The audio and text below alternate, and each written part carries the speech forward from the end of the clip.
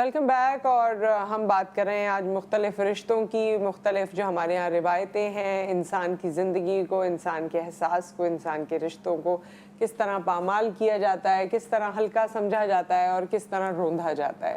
اور شمیم ہمارے ساتھ موجود ہیں جنہوں نے بہت ہمت کی, ماشاءاللہ آج یہاں پر آئی ہیں, اور کیونکہ عالیہ بھابی کے شیلٹر میں ہی ہیں اور اپنے بچوں سے ملاقات کر کے آئی ہیں تو آئی تھنک کچھ بہتر فیل کر رہی ہیں. لیکن اب ان کے حوالے سے کیا آگے چیزیں ہوں گی؟ جس طرح کورٹ میں یہ تو آلریڈی بات طے شدہ ہے, اور اگر لوگوں کو نہیں پتا کہ اگر عورت دوسری شادی کر لیتی ہے تو پھر اسے بچے ملنا مشکل ہو جاتے ہیں, جبکہ مرد دوسری شادی کر لے تو اس کے لیے وہ اتنا پرابلم نہیں ہوتا. باقی اس میں اور لوازمات بھی ہیں کہ کون کتنا اسٹیبل ہے, خرچہ کیسے چلائے گا, باقی تمام چیزیں. لیکن اور بیٹی تو کہتے ہیں خصوصی طور پہ پھر اگر آپ دوسری شادی عورت کر لے تو پھر ماں کو نہیں دیتے. اس کی بھی وجہ ہے کیونکہ برا انسان مرد ہو یا عورت کہیں نہ کہیں اپنی خصلت دکھاتا ہے. سوتیلے باپوں کے ساتھ جو زیادتیاں ہوئی ہیں سوتیلی بیٹیوں کے حوالے سے, اسی وجہ سے کورٹ اصل میں بچے کے لیے جو اچھا ہوتا ہے وہ والا فیصلہ کرتا ہے. لیکن مجھے ایسا لگتا ہے کہ یہ ہر انسان کے لیے نا الگ الگ چیز ہوتی ہے. اگر کوئی اچھا ہے وہ سگے سوتیلے سب کو سمیٹ لے گا, اور اس بچی کو لانے کا بٹھانے کا مقصد یہی ہے کہ یہ غلط فیصلے ایسے کچھ اس سے ہو گئے, وہ غلط اس سے نہیں اس کے ابا نے کیے, کہ بجائے اس کے یہ کماتی ہوئی بچی تھی اس کو اپنے گھر میں رکھ لیتے, یہ کماتی اور اپنے بچوں کو پال لیتی. انہوں نے وہ نہیں کیا کیونکہ ان کا اپنا گھر ٹوٹ رہا تھا, انہیں اپنی یہ خود غرضی ایک لالچ تھی. اور یہ جو فیصلے ہوتے ہیں نا, چاہے عورت یا مرد کرے, فیصلے اس بیج کی طرح ہوتے ہیں, اچھے یا برا جو بھی اس میں پودا پھل ہوگا وہ اس کا آپ کے فیصلے پر ہی ہے. تو جو شادیاں بڑھاتے ہیں یا جو بچوں کا خیال نہیں رکھتے, یا جو کئی عورتوں سے شادی کر کے بچے ہر جگہ ان کے ہوتے ہیں, پھر وہ اس چیز کو سمجھ لیں کہ اس فیصلے کے بعد وہ اس کو کتنا بیلنس کریں گے. اور یہ جتنی بھی کہانی ہے نا, یہ ساری میں سمجھتی ہوں کہ یہ سب ظرف کی کہانی ہے. جو کہتے ہیں نا کہ بہت گہری محبت تھی بہت کم ظرف لوگوں سے, بہت مضبوط رشتے تھے بہت کمزور لوگوں سے.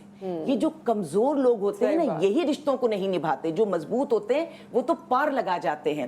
اور اس بچی کو دیکھتے ہوئے ہر انسان اس بات کو سمجھ لے, ہر بچی ہر بچہ سمجھ لے کہ اگر آپ کے اپنے خون کے رشتے بھی آپ کے لیے غلط فیصلے کر رہے ہیں تو پلیز اپنے لیے سوچئے, اور اس سے پہلے کہ ساری چیزیں ہاتھ سے نکل آئیں. میں اس کے معاملے میں اس لیے مجبور ہوں کہ کیا فیصلہ کرواؤں اس سے. تیسرا شوہر, طلاق اچھی چیز نہیں ہے, خلا اچھی چیز نہیں ہے, یہ شاید پہلے آتی تو اس کو اس طرح زاروں قطار رونے کی ضرورت نہیں تھی. ہم کسی پوزیشن پہ, بیسٹ پوزیشن جو مجھے لگتی ہے نا, تیسری شادی سے مجھے لگتا ہے کہ پہلے اگر کسی طرح آ جاتی ہے, ظاہر ہے اس کے لیے مشکل تھی. میں سپورٹ کرتی, میں اس کے بچے اس کو دے دیتی, میں کہتی لو اب تم اب سکون سے بیٹھ کے اپنے بچوں کو کھلاؤ. بھی یہاں تک ہو گیا نا معاملات, انشاءاللہ آگے بھی بہتر ہو جائیں گے. لیکن سوال یہ ہو رہا ہے, جب سب کہتے ہیں نا پھر دوبارہ اپنے بچوں کے پاس چلی جاؤ یا کچھ ہو, کیسے چلی جاؤں؟ اس سے طلاق لینی پڑے گی, تیسری جگہ سے طلاق لینی پڑے گی, تب اپنے بچوں کے پاس جاؤں. اگر نہیں جاؤں گی تو میرے بچوں کی زندگی برباد ہو جائے گی, کیونکہ میں نہیں چاہتی کہ میرے بچوں کی زندگی میری طرح ہو جائے. تو جو کہتے ہیں کہ بچوں کے پاس واپس چلی جاؤ تو مطلب اس سے طلاق لو, اس سے دوبارہ شادی کرو. جی, اور نہ کرے تو اس شوہر پر اعتبار نہیں ہے کہ جس نے اس کی بہن کے ساتھ سارے سلسلے رہے, پھر وہ بچیوں کو نہ بیچ دے. کدھر کھڑی ہے یہ عورت؟ میں کیا کروں, کہاں جاؤں؟ نہ باپ نے سپورٹ کیے, سکی بہن نے یہ کیا, بیچ میں اکیلی ہوں, کہاں جاؤں؟ بچے ہیں, بہت مشکل ہے.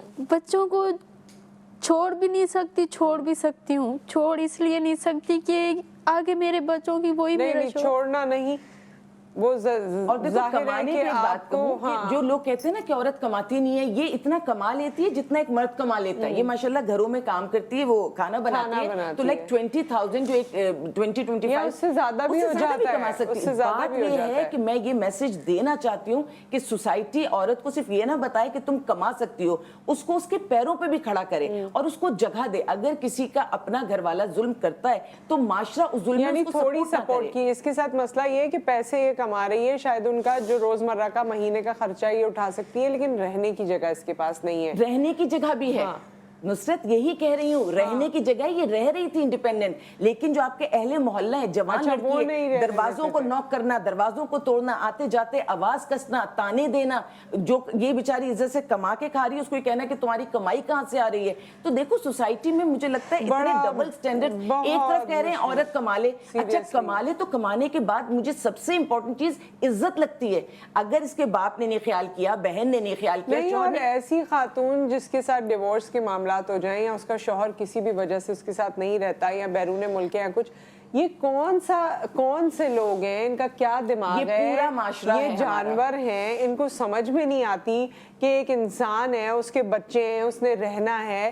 مطلب یہ کیا سوچ کے یہ ان کے دروازوں پہ کھٹکھٹاتے ہیں یا آوازیں کستے ہیں یا کیا کرتے ہیں؟ پتھر پھینکتے ہیں گھروں کے اندر, جن گھروں میں مرد نہیں ہوتے اور عورتیں ہوتی ہیں ان گھروں میں پتھر پھینکتے ہیں, ان کی بیلز بجاتے ہیں. مجھے ایک بات بتاؤ, ایک عورت اگر روڈ پہ جا رہی ہے, اس کے لیے کوئی لڑنے والا, اس کا اپنا محرم نہیں ہے, اور ایک لڑکا اس کی چادر کھینچ لیتا ہے سر سے, کیا کر سکتی ہے وہ؟